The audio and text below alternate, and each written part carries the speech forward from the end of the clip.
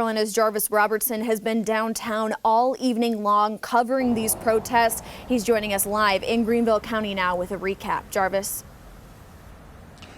Well, that's right, Shell. Overall, this was a peaceful protesters. Hundreds did show up today. They started at Falls Park, made their way down to One City Plaza, and then again back. Now, as I did start out saying, hundreds of protesters did show up throughout the afternoon, echoing some of the sentiments we've seen around the country, and that being justice for all. Now, there were quite a few small kids also present with their families. Some protesters even laying on the ground with their hands behind their back. The group did swing around Floor Field later in the evening. I did have a chance to speak with one of the protesters and organizers who say today's rally was certainly beneficial.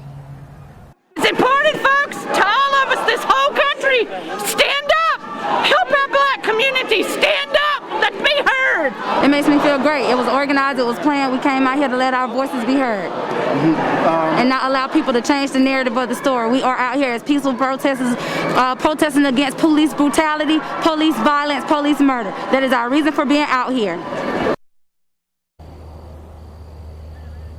Now, Sheriff Hobart Lewis did say that three arrests were made today. Now, organizers played a pivotal role in making sure this protest remained peaceful. A fight did break out. However, that was quickly squashed. Organizers jumping in to break that up. Coming up in the next half hour, we're actually going to hear from Greenville County Sheriff candidate Paul Guy on his thoughts helping organize today's protest. Reporting live in Greenville County, I'm Jarvis Robertson, Fox Carolina, the 10 o'clock news.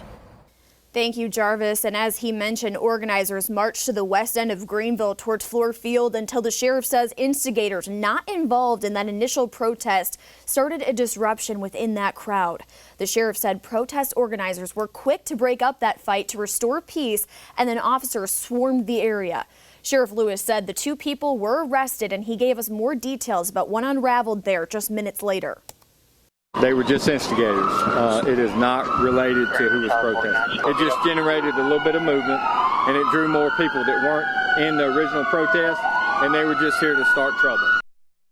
Also during today's protests in Greenville, two community activists spoke to Fox Carolina about plans to connect with city and county